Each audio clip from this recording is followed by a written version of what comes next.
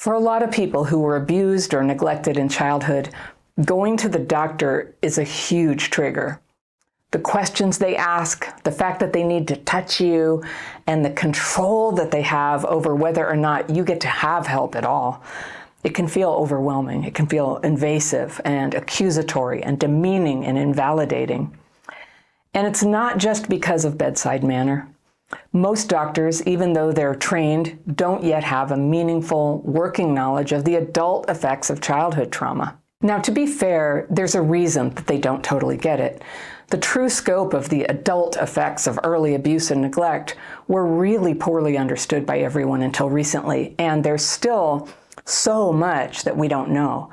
So no one could know what it was exactly or how to treat childhood PTSD, but this is a fact. Every time I needed health care, my trauma played a role. Either trauma was making me sick, or it caused chronic pain, or it kept me from healing, or it made it really challenging to care for myself. Now, the classic signs of complex PTSD were all there throughout my life. Headaches and stomach problems as a kid, more serious things as I got older. And I don't think I was an easy patient a lot of the time. I often didn't have great health care, and the providers were always so busy, and I was so prickly and intense sometimes. So I can hardly blame them, most of them anyway, for having a hard time hearing me or for offering advice that was off the mark. But rarely in my life have I really felt like I was heard or understood or helped by my doctors. And I know a lot of you have felt the same way. The term complex PTSD refers to the symptom pattern that can show up in people exposed to chronic, intense stress, such as living through a war or growing up in an abusive home. Complex PTSD, or CPTSD, can develop at any age, but it usually begins in childhood. Many of us succeed at compartmentalizing CPTSD symptoms well into adulthood, but sometimes something happens, a new traumatic event comes along, and the old traumas just get out, and suddenly you're drowning in problems with your health, your ability to focus and get things done, your mood and your relationships are falling apart, your thoughts turn really negative and they keep looping and looping. You're not yourself, and you might get the urge to pull away from people, and this is when many of us seek help from a doctor or therapist. But what happens when we do seek help? Unfortunately, it's all over the map, and there's also no common agreement of what symptoms are trauma-driven symptoms. Are they connected to CPTSD or not, or can they be? There's no agreement, there's no consistent guidelines on it. Virtually all clinicians say that they're trauma-informed, but there's no clear definition for what that is either.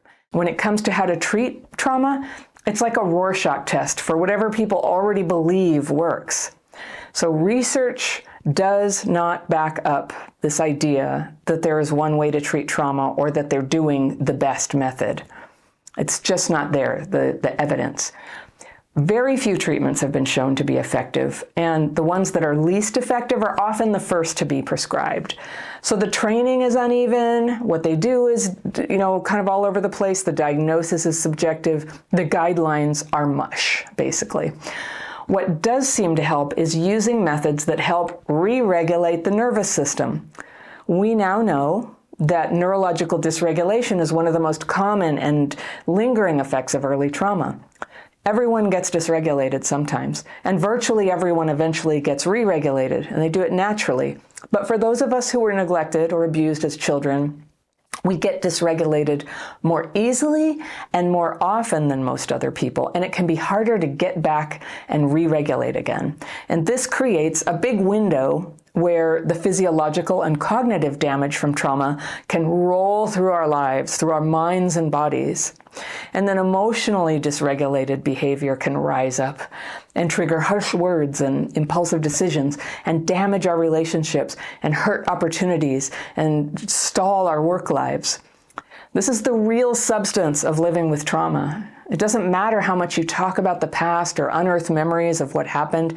If your nervous system gets easily dysregulated, it's disruptive. It keeps you in a triggered state where it's next to impossible to think or process information or work out problems with other people or work on any part of your healing until you can get re-regulated.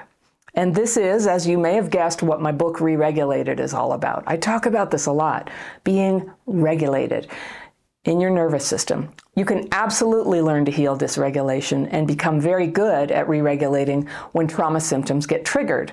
But right now, this reality is not the dominant paradigm for most doctors and therapists out there. So it's no wonder so many of us who have struggled with adult symptoms of early trauma have not felt heard, not felt seen, and not felt helped by our doctors. Even when they're well-trained and they care and they're knowledgeable about trauma, it doesn't always translate into a reality where they hear you, they get you, they see the role of past trauma in what's going on with your health right now. So if you're not feeling heard and understood, how can you know that your doctor's advice is going to help? Well, you can't know. Nobody really can. We do our best. Here's what you can do. You can take charge of your healing. You can do your research and test solutions that you think might be helpful to you. You can seek the help of doctors as needed and as your financial means allow. Because let's be real, many of us don't have those means. And even if we do, not all doctors are receptive to patient input. And of course, our input is sometimes flawed, sometimes, but because our problems weren't understood, we've so often had to be our own researcher, our own caregiver, our own evaluator of what approaches to treatment that we should try, what might help, what won't. And then we had to decide what to do about our trauma. If we've been on our own for this for so long, we deserve respect to be able to say what we think would be a good idea going forward. It's easy to come off as a difficult person, demanding, a prima donna when you're trying to school your doctor. So you don't really want to have that energy. And believe me, I know, I've done it that way and I've done it the better way.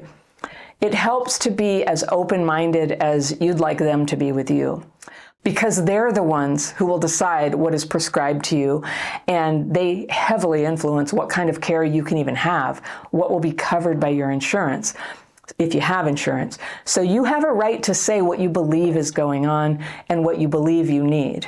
And you don't have an obligation to follow their advice if it doesn't sound right to you. So you get to own that. I created a list for you. You may need to tailor it to say what you need to say, but I invite you to take it with you next time you have a doctor visit if you think it would help you to express what you're trying to say. I even made a free download where I summarize this, and at the end of this video I'll show you how to find it and get it for yourself. But these are 10 things that I wish my doctor and all the doctors of my life had understood about childhood trauma and how it's affected people like me. All right, first, don't assume that childhood trauma means the only opportunities to help people are while they are children. Healing is possible for people of all ages, and I mean all ages. Many of my students are up in their 80s and even 90s, and they are making progress and having breakthroughs. Second, don't assume by the way I look that you know what kind of person I am. Don't assume that because I look poor or that I don't look poor, that this means anything about the trauma in my life. Trauma crosses all lines, and so does resilience. Third, don't assume that when I'm inarticulate, this means I have nothing to say. And don't assume that when I look blank, I don't care. I might just be dysregulated. It helps if you give me written notes and instructions on the things that we discuss, and then I can take that home and take it in when my mind is calmer. Fourth, don't assume that when I'm kind of emotionally reactive that I don't know what I'm talking about. Doctor visits are triggering for a lot of us. We're getting touched and asked questions, and we're getting kind attention, and that's weird for some of us too. You never deserve rude treatment from us. If you can, try to be patient with us. Try to make space for an open conversation. If we open up to you, don't assume that you necessarily have to fix the problem or give us advice at all. You can say, I see, that sounds really hard. What are you going to do? You can do that. Fifth, if you would, please don't ask personal questions that have nothing to do with the care I'm getting. Like when I come in with an injured thumb, do you really need to know how many pregnancies versus live births I've had? Sixth, if my life has hard stuff in it, Don't assume the problem is that I just haven't been given the right patient education. I may know all the facts perfectly well, but I'm struggling to act in my own best interest because I'm dysregulated. Seventh, whatever you do, please don't tell me that it's all just stress and expect me to have some big aha moment and be saved by this information. Stress-related illness is real illness, and while de-stressing would in theory help, it's still a real illness. Eighth, don't assume if I'm uninsured, and in my life, I've had many years where I was not insured, that you need to tell me what to eat or why I should exercise or what analgesic means. And not to be too picky, but you shouldn't assume that I do know either what analgesic means. It's nice when you respect my intelligence, even while you check my understanding. 9, I realize some of my self-diagnoses may be wrong, but that doesn't mean you shouldn't listen to me.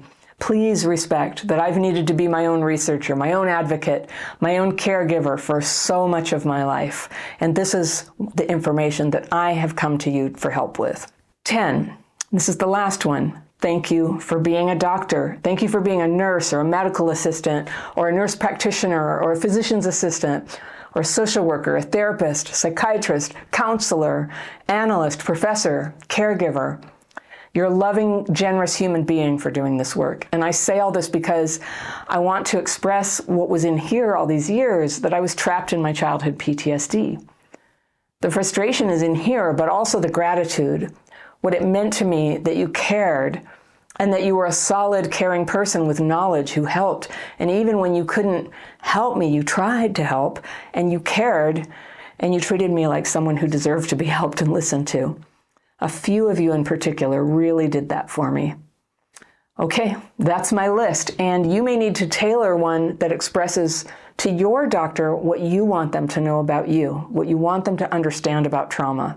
If you want to download my list, I've cleaned it up and summarized it, so it's just a one piece of paper with 2 sides that you can download. If you want to have one for yourself, you can click on it right there, and I will see you very soon.